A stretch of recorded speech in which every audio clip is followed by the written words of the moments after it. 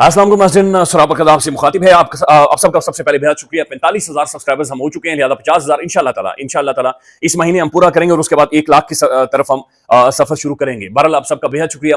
कुछ आमतरीन खबरें Nadreen, Adiala jail के बाहर अलीमा खान साहब बोली हैं और पहली दफा ऐसा हुआ है कई महीनों के बाद कि इमरान खान की तीनों बहनों को इमरान खान से मुलाकात की इजाजत दे दी गई है और वो जेल के अंदर चलेगी। ये बहुत बड़ी और अहम डेवलपमेंट है।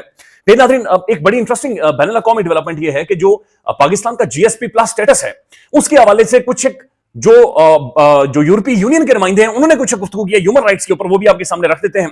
साथ इंजीनियर साहब का भी मामला है और वो भी आपको बताते हैं। लेकिन सबसे पहले नादरीन सर अरशद शरीफ साहब, पाकिस्तान की तारीख के सबसे बड़े इन्वेस्टिगेटिव जर्नलिस्ट, इंतहाई हाईली इंटेलिजेंट एक पाकिस्तान का बंदा, पाकिस्तान का असासा, बेदर्दी के साथ उन्हें शहीद किया गया, उन्हें हंट डाउन किया गया कीनिया के अंदर। यह मामला आज भी पाकिस्तान की अदालतों के अंदर मौजूद है और अदालतों के अंदर उतना कंडा ही नहीं है कि वो अरशद शरीफ साहब जब जिंदा थे उनका बोझ उठा सके या फिर अब उनके केस का बोझ उठा सके। लिहाजा मुझे तो जाती तौर पर इन अदालतों से 0% उम्मीद है कि अरशद शरीफ साहब के मामले को ये कंक्लूड करेंगे। लेकिन नाज़रीन एक हकीकत यह है कि यह मामला इस तरह से ठपेगा नहीं, यह खत्म नहीं होगा। यह एक तारीख है, यह एक हिस्ट्री है जो कि लिखी जा चुकी है और ये बड़ी दर्दनाक है और ये ताक़ुब करेगी, ये पीछा करेगी और ये एक दाग है जो इस मुल्क के ऊपर मौजूद है। और इस खून का जब तक आप कह सकते हैं कि एक जुल्म जो किया गया, ये जो ज्यादती की गई है, इसका इंसाफ तारीख जरूर करेगी और आप होता हुआ भी देखेंगे। आज सुप्रीम कोर्ट के अंदर नाज़रीन ये मामला था। इस्लामाबाद हाई कोर्ट ने साफी अरशद शरीफ कत्ल केस की तहकीकात के लिए जुडिशल कमीशन बनाने से मुतालिक दरखास्तों पर फैसला महफूज कर लिया। जस्टिस इनाम अमीन मिन्हास ने साफी आमिद मीर और शहीद अरशद शरीफ की अहलिया जवारिया सिद्दीकी की दरखास्तों पर समाअत। खैर नाज़रीन, ये क्या जुडिशल कमीशन बनाएंगे और ये क्या तहकीकात करेंगे, क्या तहकीकात नहीं करेंगे। केनियन फिर भी ठीक थे नाज़रीन, उन्होंने फैसला दिया और उन्होंने कहा कि ये कोई मिस्टेकन आइडेंटिटी का मामला नहीं था। अरशद साहब को केनिया के अंदर हंट डाउन किया गया, उनका पीछा किया गया, उनका ताक़ुब किया गया और वहां पर जाकर उन्हें हंट डाउन किया गया। अब नाज़रीन जो चीजें कम से कम सामने आ रही है कि अरशद साहब को महसूस ये हो रहा है कि बकायदा से घेर घार कर केनिया में उस जगह तक पहुंचाया गया और उसके बाद पूरी फील्डिंग लगाकर पूरी प्लानिंग के साथ अरशद साहब की जान ली गई है। मैंने नाज़रीन उनका इंटरव्यू किया था अरशद साहब का इस्लामाबाद हाई कोर्ट में, जब वो अदालतों के सामने पेश हो रहे थे और उनके ऊपर जाली एफआईआर थे, मुकदमात थे और सुप्रीम कोर्ट और चीफ जस्टिस को वो खतूत लिख रहे थे कि मेरी जान को खतरा है। उस दौरान एक दफा नाज़रीन इंटरव्यू के बाद उन्होंने मुझे कहा कि तुमने एक किताब जरूर पढ़नी है और वो जॉर्ज ऑरवेल का नॉवल है एनिमल फार्म, वो तुमने लाजमी पढ़ना है। मैंने कहा जी मैंने बहुत अरसा पहले पढ़ा था। उन्होंने कहा नहीं, फिर जाकर दोबारा पढ़ना है और एक दफा फिर उसे पढ़ना है, यानी एनिमल फार्म को आपने 2-3 दफा जाकर पढ़ना है। अब एनिमल फार्म के अंदर नाज़रीन जानवरों को यह महसूस होता है कि इंसान उनके तमाम तर वसाइल के ऊपर काबिज है। यानी मुर्गी ये महसूस करती है अंडा में देती हूँ, खाइए जाता है। अच्छा, घोड़ा ये महसूस करता है कि भाई मेरी रफ्तार का फायदा इंसान उठाता है।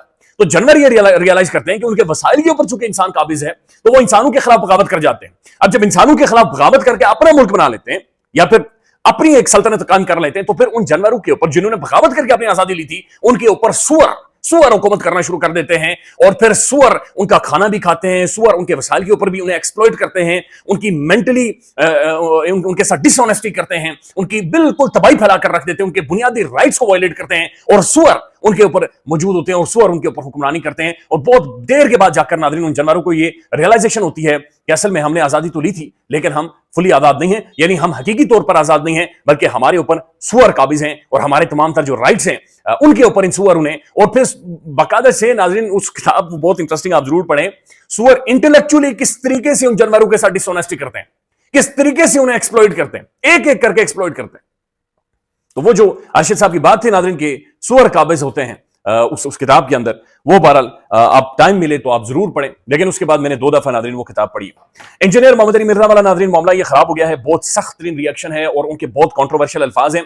उन्हें कानूनी तौर पर तमाम तर ड्यू प्रोसेस और राइट्स मिलने चाहिए। ये बात और है कि पाकिस्तान के अंदर जिन लोगों के ऊपर जुल्म हुआ, इमरान रियाज खान साहब हूं, पाकिस्तान के बहुत बेशुमार और जर्नलिस्ट हूं, इमरान खान साहब हूं, जब उन्हें कानूनी ड्यू राइट्स या ड्यू प्रोसेस ऑफ राइट्स नहीं मिले तो इंजीनियर साहब ने एक टाइम पे आकर उनके ठट्ठे उड़ाए, उनके मजाक उड़ाए। लेकिन इस वक्त इंजीनियर साहब उनके ऊपर मुश्किल वक्त है, उनके लिए बहरहाल एक कानून का जो रास्ता है वो खुला रहना चाहिए। और इंजीनियर साहब नाज़रीन बहरहाल जो भी आप इख्तिलाफात करें, वो बंदा एक इल्मी बंदा तो था, एक डिबेट डिस्कशन तो बंदा कर सकता था और वो डिबेट डिस्कशन ही होनी चाहिए। लेकिन बहुत सारी जगहों पर इंजीनियर साहब लाइन क्रॉस कर जाते थे और एक ऐसी जगह पर स्टेप इन कर जाते हैं कि जो कि बंदा हैरान अकल दंग रह जाती है। यानी ये जो हालिया इनके ऊपर मामला हुआ है वहां पर इन्होंने एक बड़ा इंतहाई एक गुस्ताखाना कमेंट, गुस्ताखाना को मैं शायद उससे भी ज्यादा एक बदतरीन किस्म का कमेंट था उनका।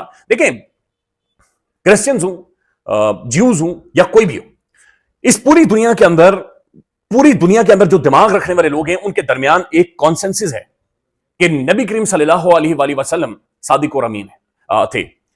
यानी उनकी जो ऑनेस्टी है, उनकी जो इंटेग्रिटी है, उनकी जो صداقت اور امانت ہے اس کے اندر انہوں نے کبھی بھی یعنی 1% بھی تاریخی طور پر شواہد نہیں ملتے یا کوئی ایسا ایویڈنس موجود نہیں ہے یا کوئی ایسی گفتگو یا ڈیبیٹ بھی موجود نہیں ہے کہ اس طرف کوئی سوال بھی اٹھایا جا سکے. تو ہم تو مسلمان ہیں, ہمارا تو خیر عقیدہ ہے کہ ہمارا اسلام مکمل نہیں ہوتا, ہمارا عقیدہ مکمل نہیں ہوتا ان کے اوپر ایمان لائے بغیر یا اس کی باقاعدہ سے تصدیق کیے بغیر. لیکن ناظرین جو ان کے بدترین مخالفین بھی ہیں, خیر مخالفین تو کوئی نہیں ہے, لیکن بہرحال جو اگر کوئی ایسی ذہنیت بھی رکھتا ہے تو وہ اس بات کے اوپر قائل ہے کہ وہ صادق اور امین تھے, یعنی ان کی آنیسٹی, ان کی ڈگنیٹی, ان کی انٹیگریٹی کے اوپر کوئی بندہ ڈاؤٹ, کوئی بندہ شک کسی بھی طرح کی یعنی ایک رتی برابر بھی نہیں سوچ سکتا. اور یہ پورا گلوبل انٹرنیشنل پوری دنیا کا اس پلانٹ کے اندر ہر وہ شخص ناظرین جو بدترین بھی کسی کوئی لائن کراس کر گیا ہو, اس چیز کے اوپر آ کر وہ کنونسڈ ہے اور اس کا یقین ہے کہ وہ صادق اور امین تھے, یعنی ان کی آنیسٹی انکوسچنیبل تھی. تو اس کا مطلب ہے جو کچھ بھی انہوں نے کہا وہ بالکل یعنی اس کے اوپر دوسری کوئی بات ہی نہیں, اس کے اوپر کوئی ڈاؤٹ ہی نہیں ہے. یہاں پر آ کر ناظرین مجھے محسوس ہو رہا ہے کہ انجینئر صاحب نے ایک لائن کراس کی, ایک سٹیپ آؤٹ کیا ہے, لیکن اس کا قانونی راستہ نکلنا چاہیے. ایسا نہیں ہونا چاہیے کہ ان کی اکیڈمی, ان کے اسٹوڈنٹس یا ان کے انفراسٹرکچر کے اوپر کوئی حملہ کر دے یا پھر ان کی جان کو خطرے میں ڈال دیا جائے یا خدا نخواستہ ان کی زندگی کے حوالے سے کوئی خطرات پیدا ہو. یہ ساری چیزیں نہیں ہونی چاہیے. بہرحال اللہ تعالیٰ ان ساری چیزوں سے پاکستان کو اور ہم سب کو محفوظ رکھے. اب ناظرین علیمہ خان صاحبہ نے اڈیالہ جیل کے باہر کچھ گفتگو کی ہے. ایک لمبے ٹائم کے بعد ان کی اپنے بھائی کے ساتھ ملاقات ہوگی اور یہ سب سے اہم ترین ملاقات ہوگی ایک ایسے ٹائم میں جب یہ ڈان اخبار کی جناب پہلے پیج کی پہلی خبر ہے, اور خبر یہ ہے کہ P T I plagued by uncertainty over the by elections. کہ تحریک انصاف بالکل لتھڑی ہوئی ہے, لتھڑ گئی ہے آپس میں, اتھڑ پتھڑ ہو گئی ہے کہ جو بائی الیکشنز ہونے والے ہیں پارٹی کہہ رہی ہے ہم الیکشن لڑیں گے, ہم نے الیکشن کے اندر جمہوریت کے پروسیس کو آگے بڑھانا ہے. بھائی جوتی کے اندر پانی پلایا جا رہا ہے پی ٹی آئی کے ہر اس شخص کو جو کہ ووٹ لیتا ہے. عوام کی بھی توہین کی جا رہی ہے, پی ٹی آئی کے پارلیمنٹیرینز کی بھی توہین کی جا رہی ہے, ان کے ووٹ کی بھی تذییع کی جا رہی ہے, بلکہ اسمبلی کے اندر جا کر انہیں کھدیڑ کر وہاں سے باہر نکال کر گرفتار کیا گیا تھا. لیکن پھر یہ اٹکے ہوئے ہیں کہ نہیں ہم نے الیکشن لڑنا ہے, نہیں ہم نے الیکشن لڑنا ہے, اور یہ صرف اسی چیز کے اوپر اٹکے ہوئے ہیں. بلکہ شاندانہ گلزار صاحبہ یہ کہتی ہے کہ یہ سوچتے ہیں کہ خان جذباتی ہے اور ہم زیادہ معتبر ہیں, ہم زیادہ چیزوں کو بہتر انڈرسٹینڈ کرتے ہیں, ہم زیادہ بہتر سمجھتے ہیں اور ہم معاملات کو آگے لے کر جائیں گے. یہ بڑا عجیب و غریب قسم کا معاملہ ہے, لہذا اس کے اوپر کلیئرٹی آج پہلے بھی آئی تھی لیکن آج پھر آ جائے گی. علیمہ خان صاحبہ نے ناظرین اڈیالہ جیل کے بارے گفتگو کرتے ہوئے انہوں نے ڈاکٹر عظمیٰ کی طرف اشارہ کیا.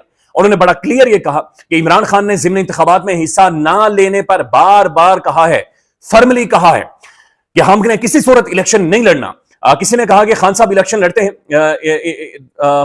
کسی نے کہا کہ خان صاحب الیکشن لڑتے ہیں. عمران خان نے کہا کہ کوئی ایک فائدہ بتا دو, کسی صورت ضمنی انتخابات کو جناب لیجیٹیمائز نہیں کروں گا, ان ضمنی انتخابات میں کسی صورت حصہ نہیں لوں گا. یعنی وہ کہہ رہے ہیں کہ کسی نے کہا کہ خان صاحب انتخابات لڑتے ہیں, پولیٹیکل پروسیس کو آگے بڑھاتے ہیں. خان نے کہا کہ میں انہیں لیجیٹیمیسی نہیں دوں گا.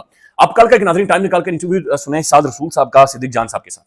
میرے خیال میں کوئی 15 منٹ انہوں نے صرف لیجیٹیمیسی کو ایکسپلین کیا ہے کہ نظام کو لیجیٹیمیسی چاہیے, یعنی طاقت, زوم, نشہ, بدماشی, عدالت, جوڈیشری, فلانا ڈھمکان, میڈیا سب کچھ کر سکتے ہیں. میرے جیسے بندے یا کسی بھی پاکستان کے اندر کسی بھی ترم خان کو اٹھا کر عمران خان کے علاوہ نہ کر گڑوائی جا سکتی ہے. لیکن ناظرین وہ جو لیجیٹیمیسی ہے, وہ جو ایک اوتھینٹسٹی ہے, وہ جو ایک کنٹرول ہے, وہ اسٹیبلش نہیں ہو سکتا جب تک اس کے اوپر تھپا یا مور عمران احمد خان یادی نہیں لگائے گا. اور یہ پارٹی کے لوگ ظاہر انڈرسٹینڈ کر رہے ہیں لیکن یہ ڈس آنیسٹی کر رہے ہیں. صدیق جان صاحب نے جس طرح سے کہا کہ یہ پاور کوریڈورز کی ایک ذیلی کمیٹی بن کر یہ کھیل رہی ہے, عمران خان کے خلاف ہی اس کے گھر میں رہ کر اس کی پارٹی یا اس کے سائے کے نیچے کھڑے ہو کر اس کے خلاف کھیل رہے ہیں. نہیں تو یہ لیجیٹیمیسی سب کو سمجھ آتی ہے. خان نے یعنی وہ کہہ رہی ہیں کہ سوال پوچھا کہ کوئی ایک فائدہ بتا دو مجھے, کوئی ایک فائدہ تو دور کی بات ہے ناظرین. اگر انہیں جتا دیا گیا, پی ٹی آئی سارے یہ کینڈیڈیٹ اتارتے ضمنی الیکشن میں اور یہ جیت جاتے ہیں, اور ان کی جیت کے اوپر بھی ناظرین وہ جیت بھی اس نظام کو, اس جعلی نظام کو لیجیٹیمیسی دے گی. یعنی ہار تو خیر وہ تو پکی ہے نا, وہ تو دیوار کے اوپر لکھی ہو, لیکن ان کی جیت بھی اس نظام کو, اس جعلی بدبودار نظام کو لیجیٹیمیسی دے گی, جو کہ بہت بڑا سوالیہ نشان بن جائے گا. لہذا یہ بڑی خوفناک چیز ہے اور اس کو انڈرسٹینڈ کرنا چاہیے. لیٹس سی علیمہ خان صاحب اور ان کی بہنوں کو اجازت ملی ہے, وہ باہر آئیں گی تو اس کے بعد ڈیٹیلز آپ کے سامنے رکھیں گے کہ کیا ساری کہانی ہوئی ہے. لیکن بہت بڑی تعداد میں کارکن یہ مار کھا رہے ہیں, یہ گرفتار ہو رہے ہیں, لیکن آج پھر وہاں پر موجود تھے. علیمہ خان صاحب ناظرین غصہ ہوئی ہیں. ایک سوال ان سے پوچھا گیا کہ اس کا مطلب یہ ہے کہ خان صاحب اور ان کی فیملی کہہ رہی ہیں کہ الیکشن نہیں لڑنا اور پارٹی کہہ رہی ہے کہ ہم نے الیکشن لڑنا ہے. تو علیمہ خان نے کہا کہ دیکھیں جی فیملی کا کوئی تعلق نہیں ہے پولیٹکس کے ساتھ, یہ خان کا میسج ہے جو فیملی باہر لے کر آتی ہے, چونکہ فیملی کے لوگوں کو ملنے دیا جاتا ہے. انہوں نے رپورٹر سے کہا کہ یہ جو سوال ہے نا آپ اینگلنگ دے رہے ہیں, آپ فیملی کو لے کر آ کر اینگلنگ کر رہے ہیں. انہوں نے کہا کہ دیکھیں میرا بھائی اس وقت جیل کے اندر موجود ہے, میرے 2 بیٹے جیل کے اندر موجود ہیں, برائے مہربانی ہمارے ساتھ شیطانیاں نہ کریں. آپ اگر ہمارے ساتھ یہ ظلم کے خلاف نہیں کھڑے ہو سکتے, کم از کم ہمارا مذاق نہ اڑائیں, کم از کم ہمیں ڈس ریسپیکٹ نہ کریں. مجھے ناظرین وہ ٹائم یاد آ رہا تھا جب ایک خاندان زیر عتاب تھا اور ان کے خلاف بڑے مقدمات چل رہے تھے. آپ یقین مانے وہ انگلی سے اشارہ کرتے تھے, اینج इधर हो जाती थी, पूरी एडमिनिस्ट्रेशन इधर हो जाती थी, और बहुत बड़े बड़े तुरम खान साफी जेल के अंदर जाकर बाहर आते थे, हमने कॉलम खबर आ गई है, मियां साहब ऊंचा सा, यानी एक आधा नादरीन ऐसा बंदा था, मियां साहब जब बाहर से आ रहे थे, वो यकीन माने कि लैट्रीन के बाहर खड़ा था जहाज के अंदर, और लैट्रीन के बाहर से होकर उसने तस्वीर शेयर की थी कि standing outside the latrine of Mian Nawaz Sharif साहब, वो इस वक्त लैट्रीन में अंदर रिलैक्स हो रहे हैं।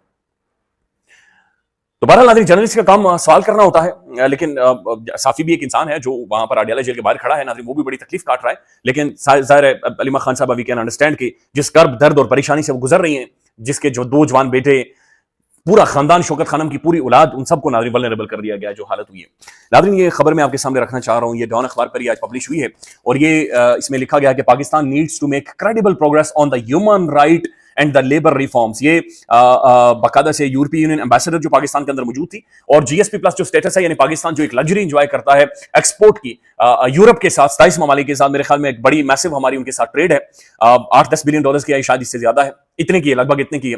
और उन्होंने कहा कि जनाब नवंबर में हम ज़ाहिर जीएसपी प्लस स्टेटस, और उस दौरान दोबारा से पाकिस्तान के अंदर, चूंकि ये जो जीएसपी प्लस स्टेटस दिया जाता है, टैक्सेस कम किए जाते हैं, वो बुनियादी तौर पर इसलिए किए जाते हैं कि आप बहुत सारी बुनियादी उसूल है उन्हें फॉलो करेंगे मुल्क के अंदर। उन्होंने कहा कि हम इन्हें रिव्यू करेंगे, लेकिन यहां पर उन्होंने कहा कि ओवर द टाइम हम देख रहे हैं कि पाकिस्तान के अंदर ह्यूमन राइट्स डिटेरियोरेट किए हैं। Our monitors read the newspaper daily, they have a network, they know that what's going on, they are in a position to जज they are in a position to judge whether things are moving in the right direction or not। वो कह रहे हैं कि हम social media सब कुछ follow कर रहे हैं, और हमारे पास पूरे सबूत, हर चीज मौजूद है कि ह्यूमन राइट्स डिटेरियोरेट हुए हैं पाकिस्तान में। ह्यूमन राइट कमीशन के एक शख्स का मैंने इंटरव्यू किया था, उनसे मैंने पूछा कि पाकिस्तान में ह्यूमन राइट्स कहां पर स्टैंड कर रहे हैं। उनका कहना था कि इस मुल्क में ह्यूमन राइट्स है ही नहीं।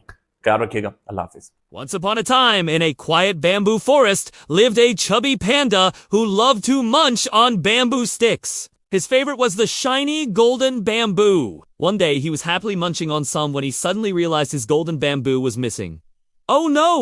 Someone has taken my bamboo! He gasped. He started to search everywhere for it. He rolled down hills, climbed up trees, but he always slipped back down with a loud thud. And to top it all off, he had no idea where his bamboo had gone.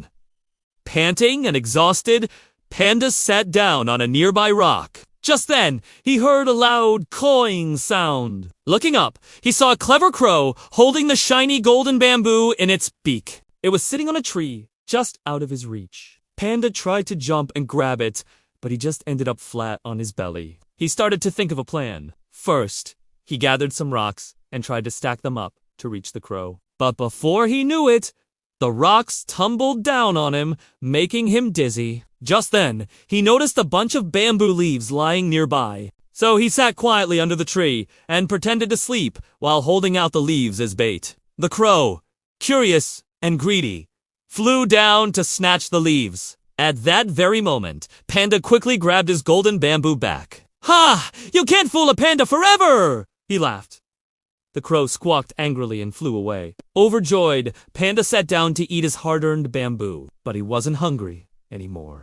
Just then, a little rabbit hopped up to him and said, "Wow, that was quite a sight." "You really fooled that crow?" Panda smiled and offered the rabbit some bamboo. "Thank you, Panda," the rabbit said sweetly, and they sat together munching on the golden bamboo. Panda realized that bamboo always tastes better when it's shared. From that day on, the lazy panda became a little less lazy, always ready with a kind smile and a bunch of bamboo to share with his friends. And that is why, my dear friends, being clever and kind can win back anything that is lost.